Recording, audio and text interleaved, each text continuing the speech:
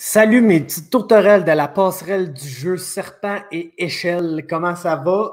On est là pour faire un preview du UFC qui existe. Là. Je ne sais pas trop c'est lequel. Là. Felder contre RDA, j'ai essayé ça. UFC Vegas 14. Wow, wow, wow, wow. Une carte. Une carte que, pour être bien franc avec vous, j'espère que vos chevilles sont prêtes, les amis. J'espère que les chevilles sont prêtes parce que je m'en viens chier sur la cheville de chacun de ces combats-là, sauf le main event d'aujourd'hui. Tu sais, la semaine passée, je disais, ah, c'est pas une bonne carte, je pense que je vais shit dessus. Finalement, j'ai pas shit dessus. Parce que, tu sais, tu regardais ça, puis tu sais, le main event, Santos Teixeira, ça avait de l'allure, t'avais des combattants, t'avais pas des grands combats, mais t'avais des combattants. T'avais on est Barcelos, il s'en va à quelque part, clairement, ce gars-là. Giga Chikadze, on s'entend. S'en va à quelque part. Yann Shaunan, Alexander Romanov, tu sais, t'as des combattants qui s'en vont à quelque part. À part le main event sur ce carte-là, il n'y a pas de combattants qui s'en vont nulle part, d'après moi. Il y a peut-être une ou deux exceptions, mais pas convaincu. Pas convaincu. Fait que c'est du gros filler. C'est une carte d'un combat, puis c'est une carte d'un combat parce que Paul Felder a les plus grosses couilles de l'humanité, puis il a pris le combat à moins d'une semaine de notice. Parce que si on avait cette carte-là avec Makhachev contre RDA dans le main event, personnellement, les boys, j'aurais même shit sur le main event pour être bien franc avec toi. Parce que oui, ça aurait été un combat qui a rapport entre des lightweight rankés, bien que là, tu sais, Dos Anjos redescend de welterweight, mais c'est encore un lightweight ranké vu qu'on a encore comme Pettis pis ces gars-là dans le bas des rankings. Puis, tu sais, Dos Anjos a complètement ridiculisé Anthony Pettis, donc va toujours se retrouver par-dessus lui dans les rankings.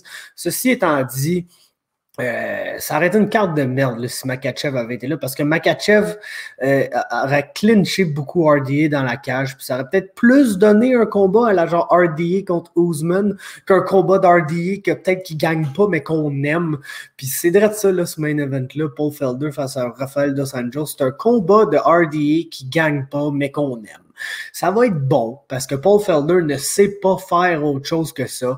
Je m'attends pas à une guerre ici, par exemple. Je pense plus qu'RDA est assez jeune et pépé pour y aller d'une guerre avec Paul Felder. Je pense que si Rafael Dos Anjos essaie d'y aller shot for shot avec Paul Felder, et la soirée se terminera pas très très bien pour lui. Puis je pense que c'est pas ça qu'il va faire. Je pense qu'il va essayer de grapple dans ce combat-là le plus possible. Peut-être lui va essayer d'amener Felder contre la cage, essayer de shooter des takedowns. Heureusement, Paul Felder, il s'est grandement amélioré, là, et même rendu considéré comme étant un bon grappler. Je pense que c'est peut-être la chose qui, tu sais, au début de sa carrière UFC, oui, il était capable d'aller chercher un takedown, mais ça a pris plusieurs combats avant d'aller chercher sa première victoire par soumission. C'était quelqu'un qui défendait pas aussi bien les takedowns qu'il les complétait. Fait que des fois, offensivement, son grappling était popé, mais défensivement, c'était pas fameux, même sur le top. Il a tout arrangé ça. Ça fait que c'est rendu, c'est pas un grappler, là, loin de là. C'est pas un gars que tu dis, oh, Paul Felder va sûrement essayer d'out-grapple son adversaire. Absolument pas. Paul Felder se pointe pour faire une affaire, puis c'est super excitant sur les pieds. C'est un gars qui garde un excellent pace pendant 5 rounds, qui lance, je ne dirais pas un volume incroyable, je ne le définirais pas comme étant un volume striker, mais je pense qu'il est parfaitement dans le milieu. Sur l'échelle, mettons, de volume à power, tu sais, t'as des gars qui sont all volume, no power, t'as des gars qui sont all power, no volume, puis que c'est ça, c'est leur output qui est passé là, puis si le gars, il te knock pas, il n'a aucune chance de gagner parce qu'il lance juste pas assez.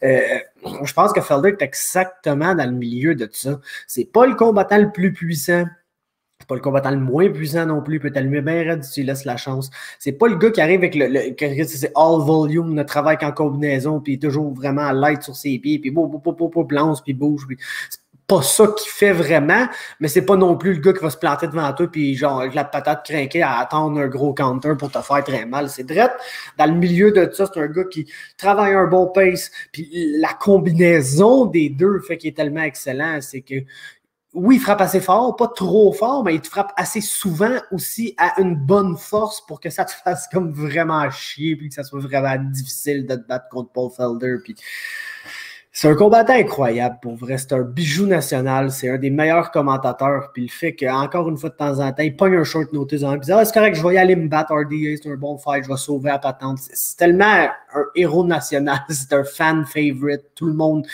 sais, la réaction des gens quand Paul Felder a dit « Oh, fuck that, je le prends, cette fight-là. » C'était incroyable. Tout le monde était là « Oh, Paul Felder, notre sauveur. » Puis, tu sais, il faut juste comme l'apprécier le temps qu'il est là, pour être honnête avec vous. On en a souvent parlé sur le podcast avec Greg et tout.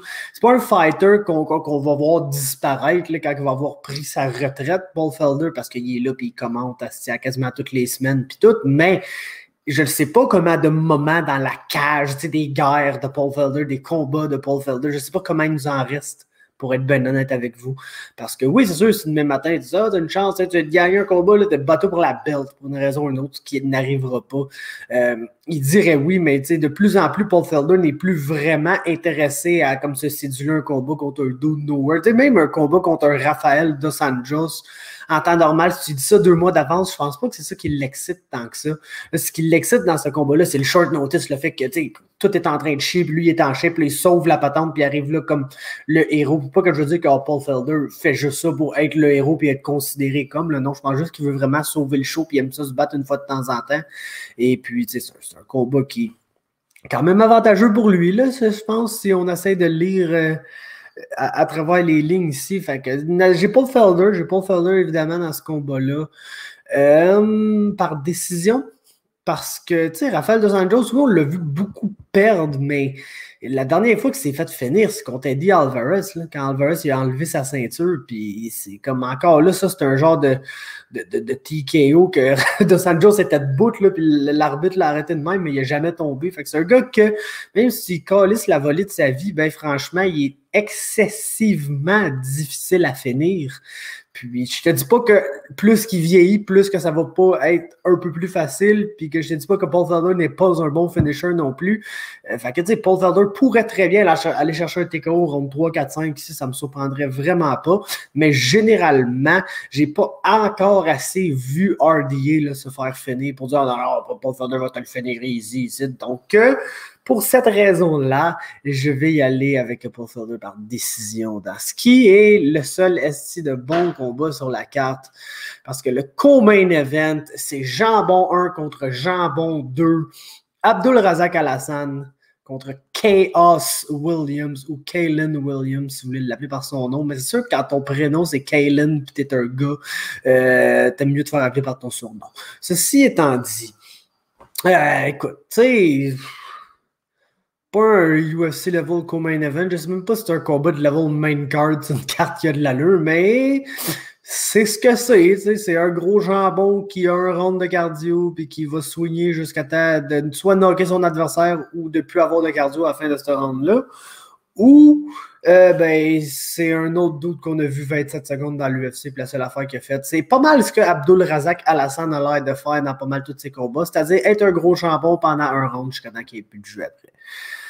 Fait que, tu sais, ça va peut-être être le fun, ou peut-être quelqu'un va se faire knocker sévèrement, mais c'est comme pas, tu sais, comment ça, c'est un bon combat, ça, là, le gagnant de ce combat-là s'en va à quelque part. Pas vraiment, parce qu'Alassane, Fuckers, il revient de comme 2 ans et plus sur la touche, parce que je pense qu'il y a peut-être un USADA quelque part là-dedans, mais principalement, le gars était comme accusé de viol ou de quoi de même, puis en tout cas, il était comme été déclaré innocent. Je ne vais pas trop me prononcer là-dessus, ben, honnêtement, parce que c'est comme...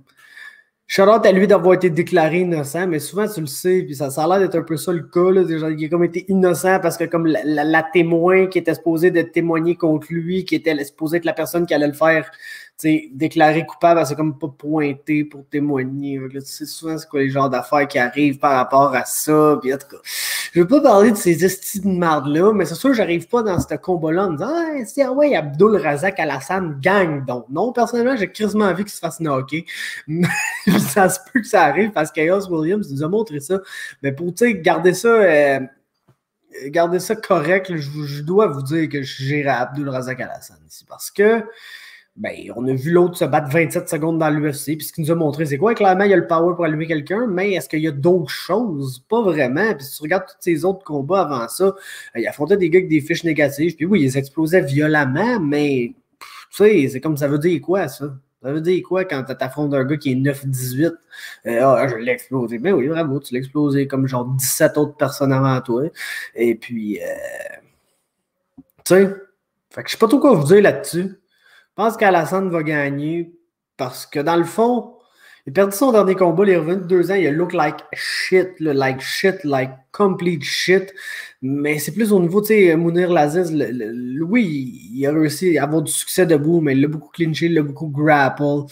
Je m'attends pas à ce que Chaos Williams arrive et pousse un grappling heavy game plan ici. Puis je pense que même tu bats Abdul Razak Alassane, je l'ai jamais vraiment vu se faire battre autrement, sinon, parce que si tu laisses être un peu wild, il va être wild, puis c'est sûr qu'il va gazer out ben raide, mais c'est comme, je sais pas si je peux me fier sur Williams de la manière qu'il a l'air de se battre. C'est sûr, comme je te dis, on a vu 27 secondes de lui, puis selon moi, tous ces autres combats d'avant, je peux pas utiliser ça, parce que c'est comme n'importe quoi. Fait que, c'est ça, je ne sais pas vraiment qui va gagner, comme beaucoup de combats sur cette carte-là, mais mon pick, c'est Abdul Razak Alassane. Par contre, au round 2, parce que j'aimerais vraiment ça, voir ce qu'ils ont l'air, ces deux gars-là, au début du deuxième round, même si je suis pas sûr que ça va se rendre jusque-là.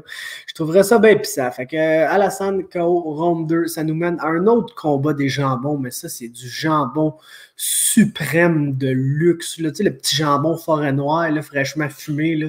C'est derrière ça que c'est Julian Marquez, Saparbek Safarov. Julian Marquez, c'est un esti de malade mental qui brawl puis qui est comme pas mal kill or be killed. Là, je te dirais, il a l'air assez tough, par exemple, fait qu'il a l'air plus difficile à tuer que à tuer son adversaire. Ça a mal sorti, ça, mais il a l'air d'être plus difficile à finir qu'il y a de la difficulté à finir ses adversaires. Tu comprends? Fait que c'est quelque chose qu'il faut lui donner. Saparbek Safarov, son seul win dans l'UFC, c'est contre un des pires combattants que j'ai vu dans la cage de l'UFC, basically. Puis je peux même pas dire que ça a été tant facile que ça. Puis lui, avec, c'est un brawler jambon qui se gazote en quelques instants. Puis c'est ça qui va arriver. Julian Marquez va sûrement gagner ici par TKO au deuxième round parce que c'est deux gars que je peux absolument pas truster, mais on dirait que Julian Marquez a comme fail contre un niveau de compétition un peu plus élevé que Safarov. Tu sais, il y a quand même un win sur genre Phil Haas, puis il y a quand même des wins corrects, Julian Marquez, là, parce que, tu sais, oui, il est puissant, puis il est capable de sortir quelque chose de son chapeau, même quand il n'est pas en train de gagner, mais c'est mieux que n'importe quoi ce que Safarov est capable de faire, ben honnêtement, avec vous. Fait que j'ai marqué ici TKO round 2. Ça nous mène au prochain combat, Kay Hansen, Corey McKenna.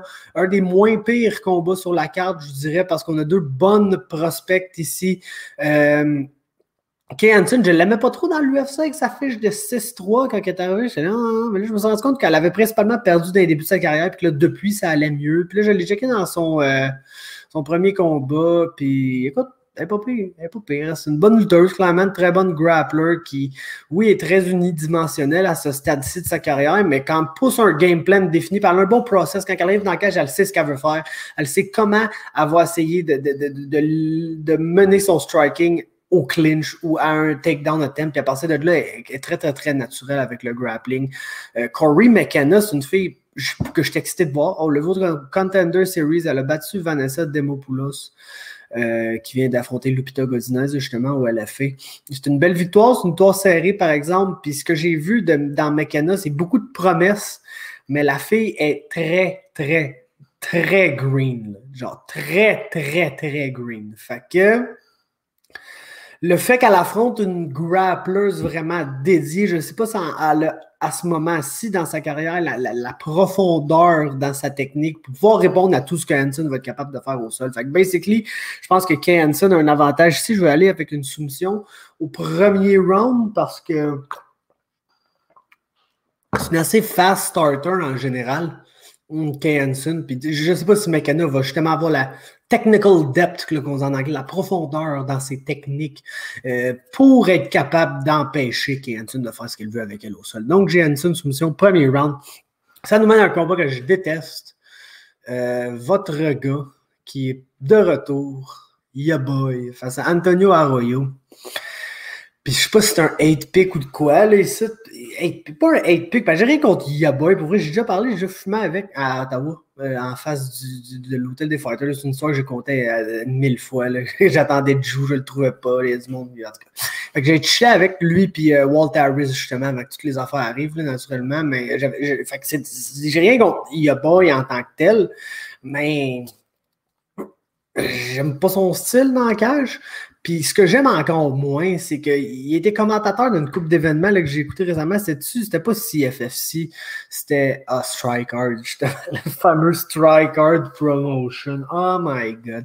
Oh my God. Mais ouais, j'aime pas sa personnalité, on dirait. J'aime pas. Il était comme là, il était analyste, puis là, il décrivait le combat. Tu vois comment le gars voit, à travers quel œil il voit le fighting. Puis c'est pas à travers l'œil d'un combattant élite. Là. Quand tu vois Eric Anders, qui est là à commenter un combat, il va pas te sortir de l'analyse technique à la Dom Cruz ou à la Trevor Whitman ou même à la Cormier et à la Bisping, qui oui, sont souvent bien clowns, ces deux-là, mais quand vient le temps de sortir de quoi qu'il y a de l'allure, de technique, puis qu'il y a de la compréhension du viewer dans ce qui est en train d'arriver dans le combat, sont capables. Eric Anders, pas vraiment. Eric Anders, c'est le genre de gars qui a quelqu'un au sol en top control qui ground and pound, puis ouais, ben moi, je pense qu'il faudrait qu'il en fasse plus ici, là, il y a pas assez d'action, puis moi, si j'étais à l'arbitre, je relèverais ça, puis genre, ok, c'est avec ta game de MMA de 2001, là, lâche pas mon Yaboy, puis il va perdre. Je pique contre lui ici. Je pique contre lui pour la simple et unique raison qu'Antonio Arroyo, si tu regardes sa fiche, t'es genre, ben ça, c'est un submission fighter. Okay? Ça, c'est un gars qui a rien que des soumissions. Ça fait, je vais vouloir amener ça au sol, grapple. Pas ça pantoute. C'est pas ça pantoute qu'il veut faire. Le gars reste à distance puis kick. Il a un sacrement de body kick. Il est capable de le switcher à la tête assez aisément. Je pense que les deux seules victoires par KO dans toute sa carrière avec lui, c'est des head kicks. Naturellement, quand tu kicks bien sur deux niveaux, tu es capable de kicker sur le troisième niveau. Fait qu'il est capable de kicker dans les jambes aussi. Puis tu sais, Eric Anders, on l'a vu là justement se faire décalisser par Khalil Roundtree qui est juste resté at range puis qui a utilisé son Muay Thai et ses gros kicks lourds pour complètement défaire la game de Yaboy. Fait que pour cette raison-là, je vais y aller avec Antonio Arroyo. Je vais aller avec Antonio Arroyo par soumission au deuxième round parce que c'est pas mal ça qu'il fait là, le gars. Soit qu'il te knock raide avec un coup de pied ou soit qu'il te fait assez mal avec un coup de pied pour que tu essaies de tie up avec puis de là, il va soit pull dans une guillotine ou il est très bon aussi pour quand tu essaies de tie up avec lui, de tout de suite sprawler pour t'amener par terre, puis là, il est par-dessus toi, puis à partir de là, il prend ton dos, essaie d'aller chercher le rear naked choke, ces affaires-là. Puis on s'entend qu'Eric Anders n'est pas un bon grappler. Donc, j'ai Arroyo par soumission ici. Ça nous mène au seul autre combat sur la carte. Personnellement, là, tu me dis, si c'est deux combats sur cette carte-là qui t'intéressent, ça serait lui, l'autre que je dirais. C'est Brendan Allen, Sean Strickland. Beau petit combat. Allen a peu eu la chance de se battre là, la semaine passée parce que Jan Heinisch, encore une fois, lui ou un de ses cornermen testé positif au COVID. Je pense une couple de fois que ça y arrive au pauvre Heinisch. Là. Mais bref, ils ont trouvé quelqu'un pour Allen cette semaine. C'est Sean Strickland. Sean Strickland qui est déjà back dans la cage 2 semaines, c'est pas la semaine passée, c'est l'autre d'avant. 2 semaines après une excellente performance contre Jack Marshman. Ça sera pas le même genre de style. Là. Jack Marshman a absolument bien tout fait parfaitement pour que Sean Strickland paraisse bien. T'sais, il est resté au range idéal de Strickland. Il a assez d'échanger avec lui quand Strickland landait ses combinaisons, lui parlait, reculait. Jack Marshman n'était jamais dans le bon range pour toucher en retour. Donc, tough match-up pour lui. Ça ne sera pas la même affaire contre Brendan Allen parce que Brendan Allen ne laissera pas le temps à Strickland de faire rien de tout ça. C'est un combat où on va devoir voir de quoi Strickland est capable au sol contre un des bons grapplers dans la division parce que Brendan Allen, oui, il va sûrement se faire frapper en début de round, mais va absolument tout encaisser ça pour rentrer dans le clinch puis essayer d'entraîner Sean Strickland dans un grapple match où ça va scramble beaucoup, où Brendan Allen est assez violent, merci. Puis tu sais, on dirait que je revois un peu le combat contre Tom Breeze ici, bien que je ne vois pas Strickland juste complètement abandonner puis se laisser finir, mais je vois un genre de match-up à la Tom Breeze où Strickland va, d'après moi, oui, avoir du succès, capable de faire des belles affaires, mais Allen, c'est un gars qui, autant c'est un scrambler, autant il a l'air janky un peu, puis t'es genre, un peu spaghetti style, le gars. Quand il prend une bonne position sur le top, il est capable d'avoir genre du gros power dans ses hanches, puis d'écraser l'action au sol, puis d'y aller avec du gros ground and pound, puis de vraiment travailler pour sa soumission éventuelle, ou d'aller chercher un take-out par ground and pound aussi, il est capable, mais le gars, quand il s'installe dans une belle position dominante, il est très difficile à s'en aller de là. Puis pour cette raison-là, je vais le prendre par soumission dès le premier round dans ce combat-là. Je pense que plus le combat va avancer, le style de Brandon Allen est plus taxant que le style de Sean Strickland. Donc, si ce combat-là continue, ça se peut qu'à milieu du deuxième round, fin du deuxième round, on trouve un Brandon Allen beaucoup plus fatigué que Sean Strickland, puis que ce soit à ce moment-là que Strickland réussisse un peu à take over le combat debout. Fait que plus le combat va durer, plus je vais avoir de doutes sur le gagnant de ce combat-là, mais je pense que Brandon Allen a une bonne chance de gagner ça là, en prenant une bonne position pendant aller chercher une soumission dès le premier round. Ensuite, Ashley Yoder, Miranda Granger. Tabarnouche, pourquoi je suis en train de parler de ces affaires-là, man? Écoute, Ashley Yoder, c'est pas bonne. J'aimerais bien ça vous dire de quoi, mais Ashley Yoder, hein? Son striking s'est amélioré, il faut lui donner. Généralement, son point fort, c'est le grappling, mais la fille, des fois, a tendance à être beaucoup trop agressive. Et puis, ça fait qu'elle perd ses positions. Elle va se lancer sur une soumission, elle va se lancer sur quelque chose qui n'est pas vraiment là, puis elle va perdre ses positions. Puis c'est quelqu'un qu'une fois qu'elle a perdu sa position, elle a de la misère à la reprendre, elle a de la misère à sortir de là. Fait que oui, c'est peut-être elle qui initie l'échange de grappling. C'est peut-être elle qui fait que, on se retrouve là au sol, puis là, j'ai une bonne position, puis là, shit, je vois quelque chose, je l'essaye, je me fais sweeper, je le retrouve en dessous, je suis pris là pour le restant du round, puis je le perds. C'est un peu de même que je vois Ashley Yoder. Puis Miranda Granger, elle m'a déçu là, dans son dernier combat contre Amanda Lemos. Je pensais peut-être pas qu'elle. Oui, je pensais qu'elle allait gagner. Je pensais que ça allait être très, très, très serré cependant. Elle n'a pas gagné pantoute. C'était même pas serré selon moi ce combat-là. Fait que c'est sûr qu'elle m'a un peu déçu à cet effet-là, mais je pense qu'elle va être capable de bounce back ici contre Yoder qui. Tu sais, oui, a plus d'expérience d'elle, mais quand même une fiche de 7 victoires, 6 défaites. C'est pas mal les moins bonnes fiches que tu vas voir dans l'UFC là, en général. C'est sûr qu'elle a affronté du plus haut calibre de compétition que quelqu'un comme Granger, mais je pense que Miranda va être capable, avec une game plus complète, plus de stand-up, potentiellement même une meilleure lutteuse. Je pense que ça peut être un point important dans ce combat-là, parce qu'un peu comme on va le voir dans un autre combat dans pas long, peut-être que Yoder, si tu regardes généralement, est une grappleuse plus habile que Granger, mais le fait qu'elle garde mal de ses positions parce qu'elle se commet trop, puis le fait qu'elle n'est pas une bonne lutteuse, ça ne l'aide pas parce qu'il y a des combats où elle sera juste pas capable de grapple avec son adversaire si son adversaire est juste vraiment meilleur qu'elle en lutte puis réussit à shut down toutes les tentatives de combat au sol. Donc, Granger par décision pour moi. Ça nous mène dans un combat entre Alex Morono et Rhys McKee. Je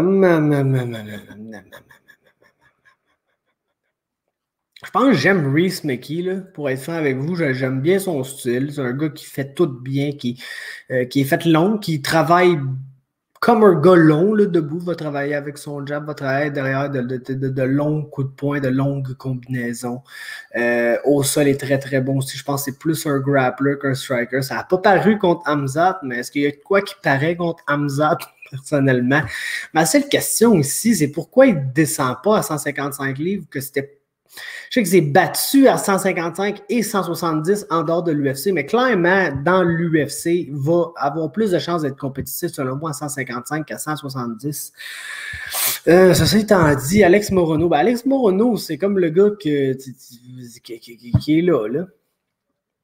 C'est comme le gars qui est là, c'est la définition d'un journeyman. Il n'y a rien qui fait si mal, mais il n'y a rien qui fait si bien non plus. Il va être vraiment moins technique, je pense, que Mekki partout, mais plus hargneux. C'est quelqu'un qui ne se laisse pas imposer vraiment, puis qui va essayer toujours de continuer de travailler, de continuer de faire quelque chose, même si ça ne marche pas. C'est un gars qui travaille fort, puis c'est le fait qu'il travaille fort qui fait qu'il gagne des combats dans l'UFC, parce qu'il n'est pas nécessairement bon, il n'est pas nécessairement athlétique, il n'est pas nécessairement grand-chose, à part un bon finisher. C'est un gars qui a un bon killer instinct, puis qui est capable de repérer un adversaire qui est en péril, puis de mettre un terme au combat. Je pense que c'est ça qui le sauve un peu dans l'UFC, parce qu'il y a eu beaucoup de combats serrés qui ont réussi à un peu sortir de nulle part pour aller gagner.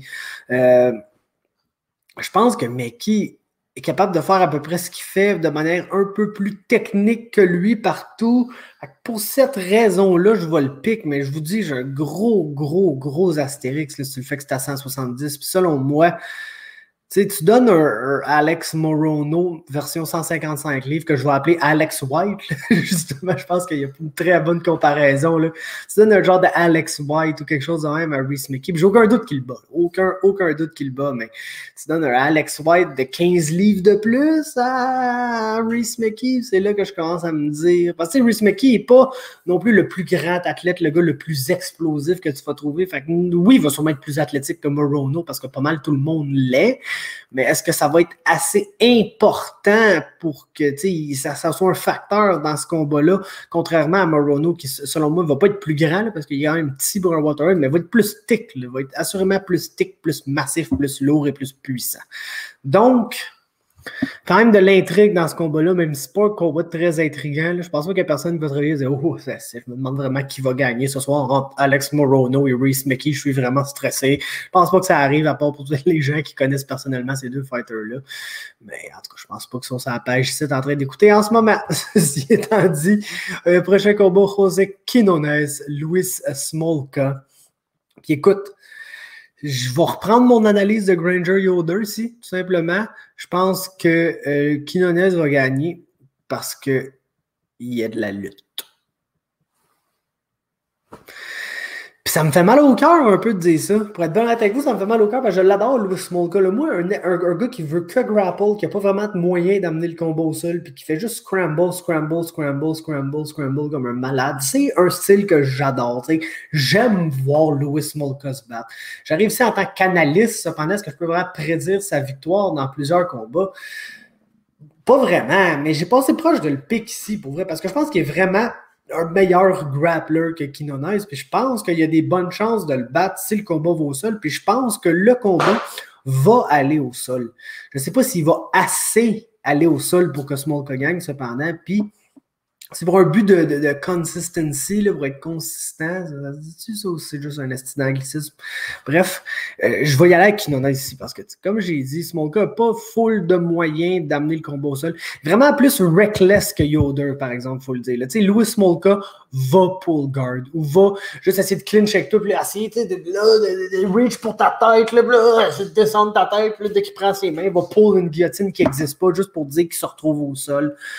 Donc, tu sais, c'est sûr qu'il y a plus de chances qu'il grapple avec Quinones, mais je pense que même si Quinones va être un moins bon grappler que lui, il va être quand même un assez bon grappler pour ne pas nécessairement se faire soumettre. Puis je pense qu'il va le faire payer là, debout. Je pense que c'est un bon boxeur. C'est quelque chose qu'on a moins vu là, dans ses derniers combats. Quinones, le fait qu'il est un bon boxeur, mais je pense qu'il est un bon boxeur qui est capable de faire payer un mauvais striker qui fonce recklessly vers lui pour essayer de le take down sans trop de setup. Donc pour cette raison-là, je vais avoir Quinones par décision. Ça nous mène d'un combat entre Randa Markos et Kanako Murata, qui fait son entrée dans l'UFC, finalement, bien que moi, je n'étais pas tant hype là, pour ça, je vais te dire.